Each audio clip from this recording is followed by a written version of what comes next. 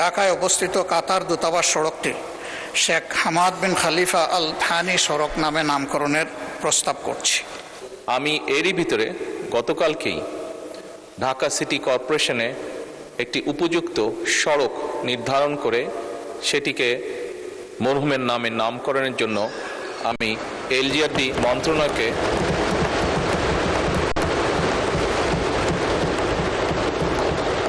যেহেতু কাতারের সাবেক আমির, আধুনিক কাতারের রূপকার এবং বাংলাদেশের অকৃত্রিম বন্ধু মরহুম শেখ হামাদ বিন খলিফা আল থানি 12 জুলাই 2026 তারিখে ইন্তেকাল করেছেন, যা মুসলিম উম্মা এবং বাংলাদেশের জনগণের জন্য গভীর সুখের বিষয়।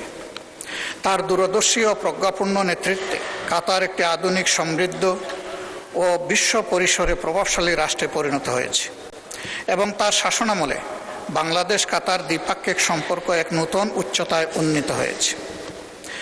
বাংলাদেশের জ্বালানি নিরাপত্তা, দীর্ঘমেয়াদী এলএনজি সহযোগিতা, কর্মসংস্থানের সুযোগ সম্প্রসারণ এবং কাতারে কর্মরত লাখো বাংলাদেশি প্রবাসীর কল্যাণ ও তাদের প্রেরিত বৈদেশিক মুদ্রার মাধ্যমে দেশের অর্থনীতিতে গুরুত্বপূর্ণ অবদান সৃষ্টিতে তার ভূমিকা বিশেষভাবে স্মরণীয়।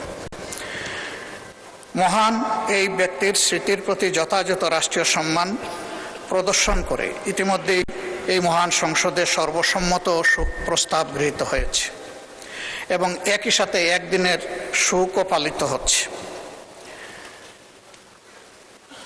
এর সাথে আমি অধিকতর সম্মান প্রদর্শন এবং আমাদের ভবিষ্যৎ সম্পর্ককে নতুন উচ্চতায় নিয়ে যাওয়ার স্বার্থে দীর্ঘদিনের বন্ধুত্বপূর্ণ সম্পর্কের স্বীকৃতিস্বরূপ ঢাকায় অবস্থিত কাতার দূতাবাস সড়কটি শেখ হামাদ বিন খলিফা আল থানি সড়ক নামে নামকরণের প্রস্তাব করছি। অতএব আমি প্রস্তাব করছি যে বাংলাদেশ জাতীয় সংসদের কার্যপ্রণালী বিধির 147 বিধি অনুসারে বিষয়টি জাতীয় সংসদে বিবেচনা করে আলোচনাক্রমে সর্বসম্মতিক্রমে গৃহীত হোক এবং প্রয়োজনীয় ব্যবস্থা গ্রহণের জন্য মাননীয় সংসদ নেতা ও প্রধানমন্ত্রীকে আমি বিনয়ী অনুরোধ জ্ঞাপন করছি। ধন্যবাদ মাননীয় স্পিকার। ধন্যবাদ মাননীয় বিরোধী দলের নেতা। আমি এখন মাননীয় সংসদ নেতা ও মাননীয় প্রধানমন্ত্রীকে বক্তব্য রাখার জন্য আহ্বান জানাচ্ছি। ধন্যবাদ। মাননীয় স্পিকার, আপনাকে ধন্যবাদ। মাননীয় বিরোধী দলের নেতা যে প্রস্তাবটি উপস্থাপন করেছেন মাত্র মরহুম শেখ হামাদ বিন খলিফা আল থানির জন্য, আপনারা মাননীয় স্পিকার, আপনার মাধ্যমে সকল সংসদ সদস্যকে আমি অবহিত করছি, যদিও সকলেই জানেন যে তার প্রতি সম্মান দেখিয়ে, কাতারের জনগণের প্রতি সম্মান দেখিয়ে, কারণ কাতার এমন একটি দেশ যারা আমাদের উন্নয়ন কর্মকাণ্ডে, দেশের অগ্রযাত্রায় আমাদেরকে বিভিন্নভাবে সহযোগিতা করেছে বা করছে এখনও। শুধু তাই নয়, লক্ষ লক্ষ বাংলাদেশিকে কর্মসংস্থানের ব্যবস্থা করে দিয়ে কাতার বাংলাদেশের উন্নয়ন, অর্থনৈতিক উন্নয়ন যাত্রাতেও অংশীদার তারা। শুধু তাই নয়, এর ভিতরে যখন মধ্যপ্রাচ্যে হরমুজ প্রণালী নিয়ে একটি পরিস্থিতি তৈরি হয়েছিল এবং কাতার নিজেও বিভিন্নভাবে আক্রান্ত হওয়ার পরেও আমাদের লক্ষ লক্ষ প্রবাসীকে তারা নিজেদের নাগরিকদের মতন তারা তাদের টেক কেয়ার করেছে, তাদের নিরাপত্তা তারা নিশ্চিত করেছে।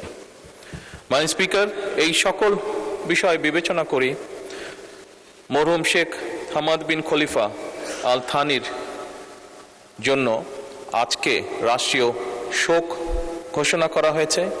একই সাথে আমাদের জাতীয় পতাকাকে হাফ মাস্ট করা হয়েছে আজকে।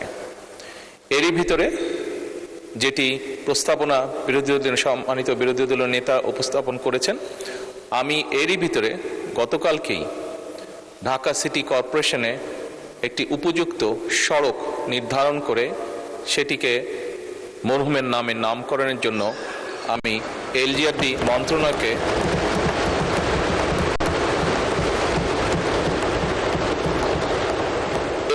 মন্ত্রণালয়কে গতকালকে মৌখিকভাবে নির্দেশনা প্রদান করা হয়েছে মাননীয় স্পিকার।